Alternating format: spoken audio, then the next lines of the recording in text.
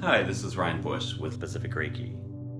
Even during ordinary circumstances, some emotions can be extremely difficult to work with, including all the so-called negative emotions like fear, anger, and sadness, anxiety, pain, and frustration, jealousy, greed, and aversion, as well as seemingly neutral emotions like boredom, indifference, and apathy. However, when we're faced with extremely challenging times, like the ones we're currently going through, these kinds of emotions can reach crisis levels. We don't just have an epidemic of the coronavirus, we have epidemics of chaos, conflict, and difficult emotions, with a great many people feeling depressed, anxious, distracted, and unable to concentrate or get much of anything done. We're being forced to find more effective ways of being that are resilient enough to deal with whatever challenges life can bring. So, in this video, I'd like to give a brief overview about some ways that we can work with difficult emotions more effectively, using techniques from Reiki and other traditions. There is a time and a place for all emotions, as for example, it's only natural to feel sad when faced with a tragedy or the loss of someone we love. It's only natural to be angry about injustice, frustrated about our inability to solve problems that are beyond our reach, or to feel repulsed by behavior that we feel is wrong.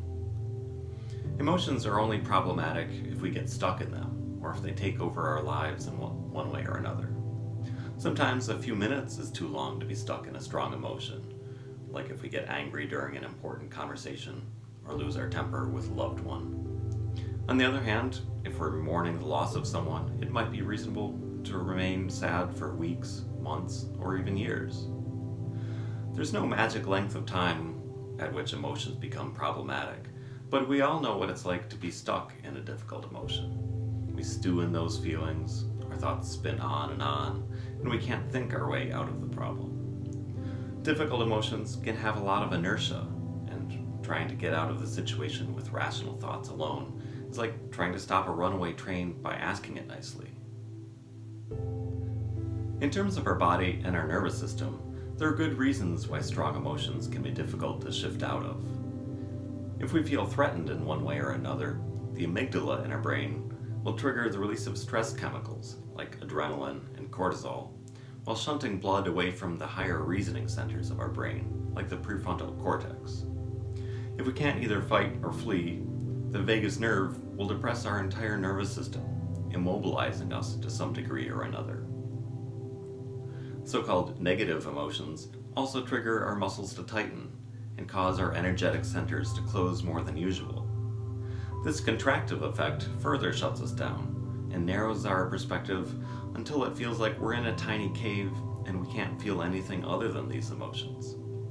From all these different factors, the overall effect is that when we're really stressed out or upset, we can't think as clearly as usual.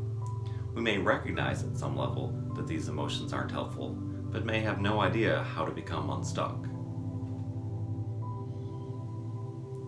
Besides, emotions have an energetic aspect to them, as everything is ultimately energy in one form or another. Some people are able to see energy, and Barbara Brennan describes in her book Hands of Light what she sees when people are caught up in strong emotions. When people are angry, red blobs seem to fly off of them and land on whoever they're angry at. When people are depressed, a heavy gray cloud literally appears to be hanging over them. At times, I've been able to see energy to some extent, though not in anywhere close to as much detail as she can. So, even though I'm a fairly skeptical person, I tend to believe what she's saying. Whether we believe in this kind of seeing or not, we all know what it feels like to be infected with anger or under a dark cloud of sadness, and if we aren't able to clear this energy, it can be extremely difficult to move on. It's also worth reminding ourselves what our usual coping mechanisms are and why they aren't effective at dealing with difficult emotions. For example, we may often try to just ignore what's bothering us, distract ourselves, or stay constantly busy, even though our thoughts are likely to just keep spinning on, and our emotions are likely to fester and grow worse. Some people go to further lengths to avoid their emotions by engaging in addictive behaviors such as alcohol, smoking, drugs, gambling, or excessive use of food, sex, or exercise. To be honest, it's really sad that so many people feel these behaviors are a better option than learning to address their problems head on.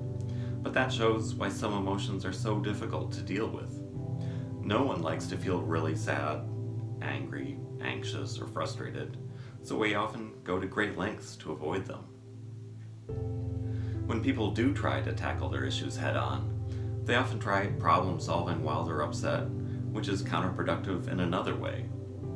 When we're upset, we don't think as clearly, so we're likely to waste a lot of time just stewing in our emotions, thinking the same unhelpful thoughts over and over, or unable to focus on the bigger picture and strategize effectively. As an analogy, if our house is on fire, we shouldn't focus on asking who set it. We should focus on putting the fire out. In the same way, if we're deeply upset in one way or another, rather than focusing on who or what we're upset at, it's more effective to just concentrate on putting out the fire. In other words, first calming ourselves. After that, we can deal more effectively with the root cause. Being upset about things doesn't help at all, unless it motivates us to actually do something about the situation. Even though some emotions are extremely difficult to deal with, and our usual coping mechanisms aren't enough, fortunately, there are some ways to work with these emotions more effectively. In this video, I'll just give a brief overview of these methods, but I go into more detail in my classes, workshops, and books. All parts of the system of Reiki can be extremely helpful for dealing with difficult emotions, but there are elements from other traditions that can help as well. The first option is to use the Reiki precepts.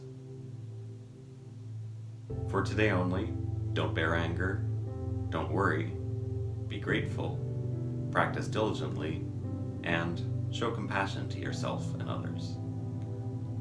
In stressful situations, of course, it can be difficult to think about doing these things for an entire day, so we can think for this hour only, for this minute only, or whatever feels right. If we have a habit of repeating the precepts at least once a day, it can become a very powerful practice because it starts to become more ingrained in our mind that we don't have to be stuck in anger, anxiety, sadness, or any unhelpful way of being.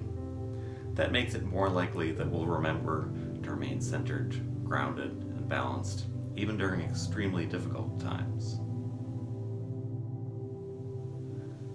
In addition to repeating the precepts, we can also meditate on any of them. When working with difficult emotions, the first two precepts may feel more relevant. Don't bear anger and don't worry, but we shouldn't overlook the other three.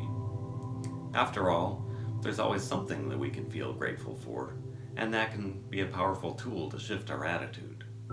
Similarly, doing any kind of practice diligently can be very helpful, as well as actively showing compassion to ourselves or to others, or at least feeling a sense of compassion. Besides, these precepts aren't just intellectual concepts or reminders about how to act. They're pointers to another way of being that we can call the Reiki space, the higher self, Buddha self, Christ consciousness, or many other names. And there are always ways to take our practice to a deeper level.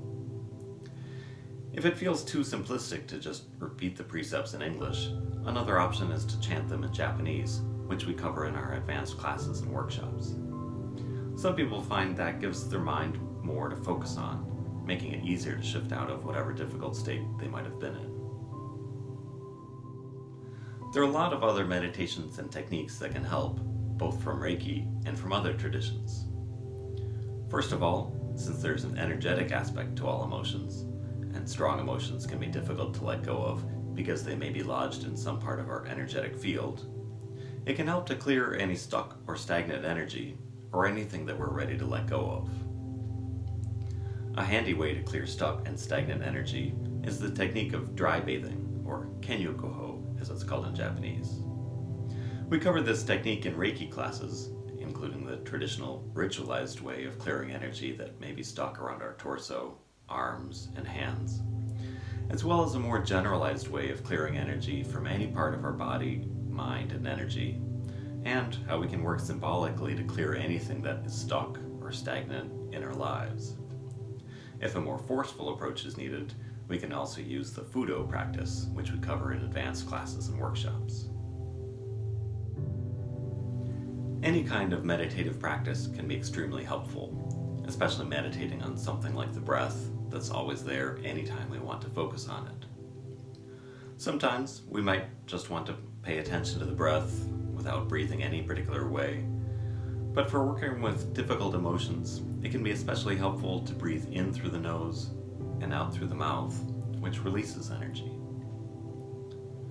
After we've released energy, it can also be helpful to do the breathing technique of Joshin Kokyuho, where we breathe in through the mouth, drawing energy into our hara, or belly, and breathe out through the nose, letting our energy expand out through every pore of our being. This helps get us out of the contractive state that difficult emotions tend to put us in, and return to a more balanced way of being. By returning to our focus if we get distracted during meditation, we can use that same technique whenever we find ourselves stuck in a difficult emotion. Just return to our focus, using as much love and compassion for ourselves as we can muster. One way of working with difficult emotions that can be extremely easy and enjoyable to do is what we could call tuning ourselves. As the Buddha put it, if an instrument is strung too tightly, it won't make beautiful music. And if an instrument is strung too loosely, it also won't make beautiful music. The analogy is that we're all like musical instruments, and if we're out of tune in one way or another, we can always bring ourselves back into balance. In practical terms, there are many ways to tune ourselves. Traditionally in Japan, Reiki practitioners would read a kind of poetry called waka to help get into the right state of mind. But we can use anything that's uplifting, that we really enjoy, and that can shift our mood even if we're really upset. For example, we can listen to great music. I have a playlist on my phone of uplifting music I use to tune myself whenever I need to. Or we could spend time in nature, look at calming imagery online, or look at art. We could also spend time with a pet or a loved one, exercise, take a bath or a shower, do something artistic or creative, cook something, do gardening, or anything else we deeply enjoy. Another way of tuning ourselves would be to meditate on opposites, adding the opposite of whatever emotion we feel stuck in. For example, if we feel angry, we can meditate on acceptance. If we feel resentment, we can meditate on compassion. And if we feel sad, we can meditate on joy. A final kind of tuning ourselves that I'll mention here is raising our frequency. In other words, if we notice that we're stuck in a difficult emotion, that means our energetic field is at a relatively low frequency. That's not necessarily bad, but can indicate a lack of balance.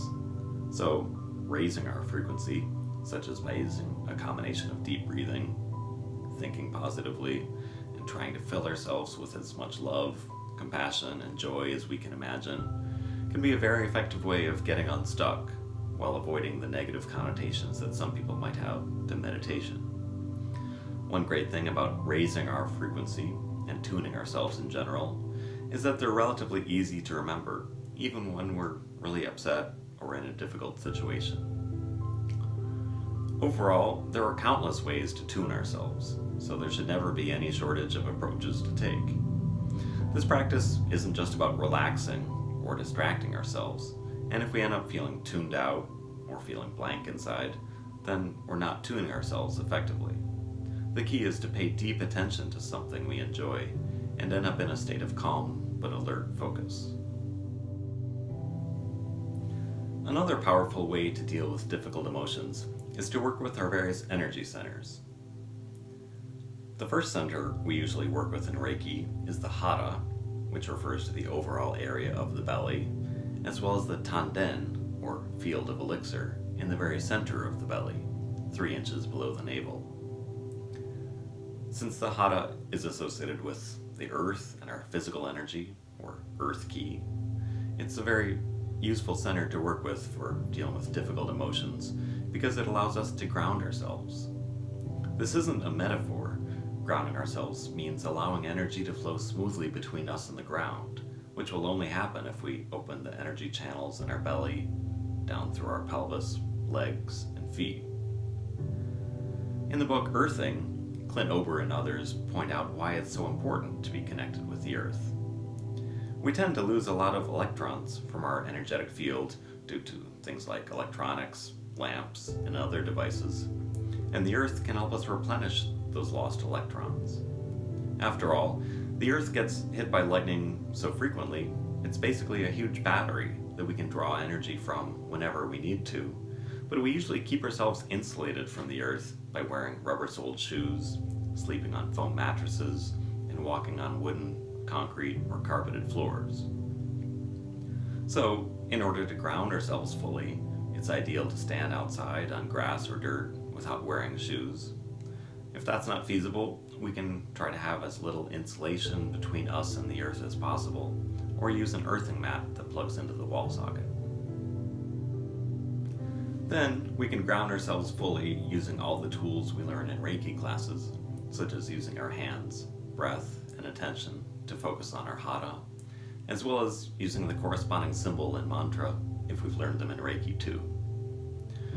Keeping all the muscles loose in our pelvis, legs, and feet, we can send our energy down into the ground, down as far as we want to, letting the Earth take all our energy that was stuck or stagnant and everything that we're ready to let go of. Then we can draw our energy back up, fully cleansed and replenished.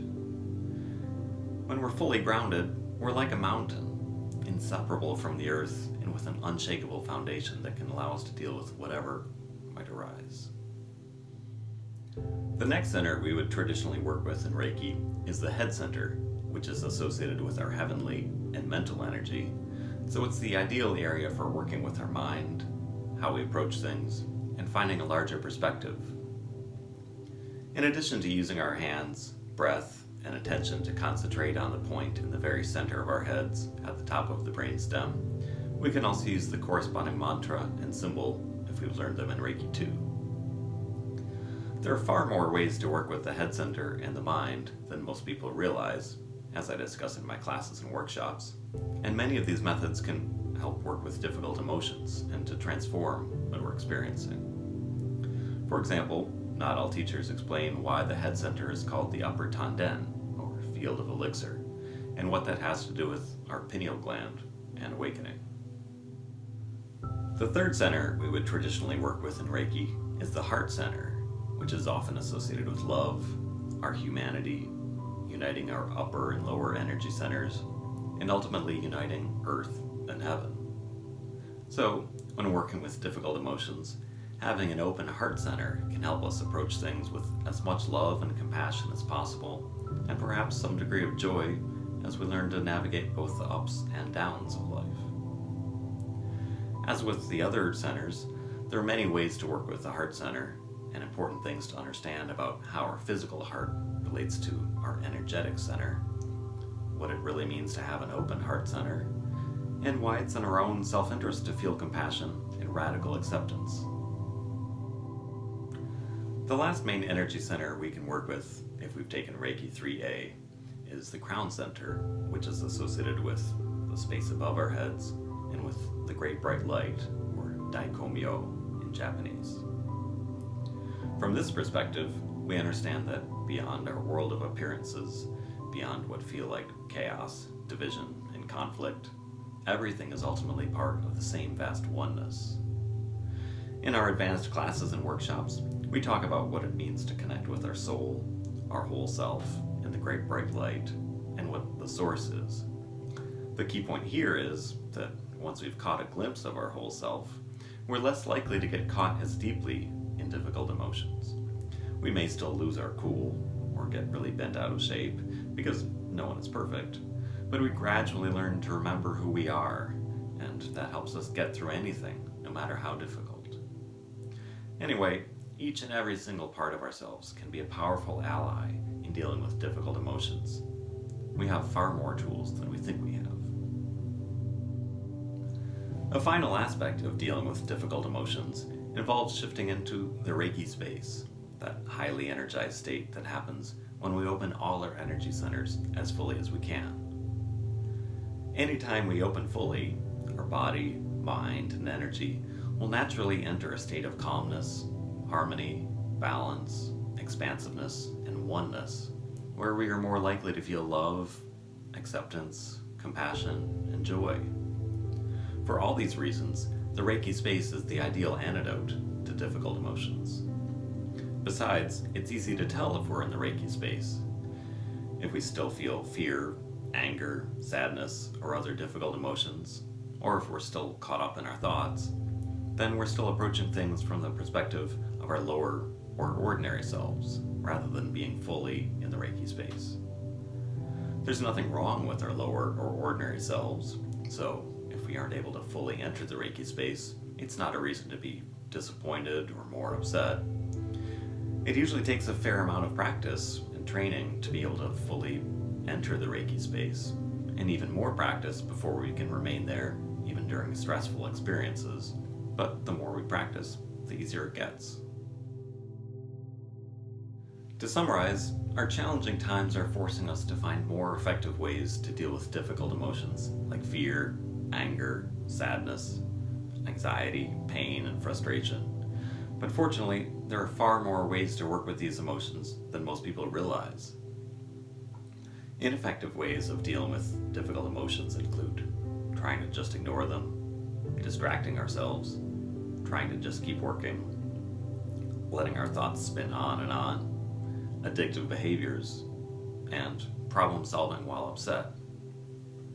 On the other hand, some effective ways of working with difficult emotions include dry bathing, or kenyoku, to clear stuck or stagnant energy, the Fudo practice, a more forceful approach for cutting through anything we're stuck in, meditating on the breath, including to release energy, we can breathe in through the nose and out through the mouth, or to re-enter an expansive state, we can breathe in through the mouth and out through the nose, or Joshin Kokyu.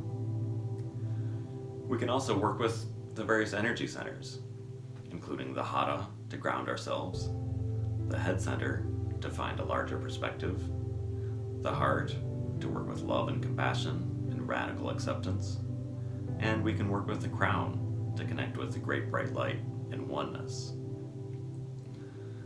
Another way to work with difficult emotions is to tune ourselves. For example, we could listen to great music, spend time in nature, look out the window or at calming or inspiring imagery. We can look at art, spend time with a pet or loved one, exercise, take a bath or a shower, do something artistic or creative, cook something, do gardening, read poetry, or anything else we deeply enjoy. We can also meditate on the opposite of whatever emotion we feel stuck in, or we can raise our frequency. The last option we discussed was hands-on healing, or entering the Reiki space, which we can use to reconnect with the source and to balance ourselves at all levels of our body, mind, and energy. Just to be clear, I'm not saying that I have all the answers or I'm perfect. Difficult emotions can sometimes be challenging for me, as they are for everyone else. But fortunately, with Reiki and the other methods I mentioned, there are a lot of tools that can really help, and they don't feel like a chore or a burden or take a long time to do. After we've calmed ourselves down, released whatever difficult emotions we might have been stuck in, and brought ourselves into more balance, then we can start to address the underlying reason why we'd gotten upset. If there's a problem that we can work towards solving, then we can work on it more effectively. If there's something we just need to get better at tolerating, then we're in a better position to do that. Regardless, we have all the tools we need. We just have to use them. There's a lot more to say about all these methods, and far more to experience with each of them, but I hope this at least gives an overview about some ways we can work with difficult emotions. If you have any thoughts or questions, or if there's any way I can help with your journey, please let me know. Peace, love, and blessings.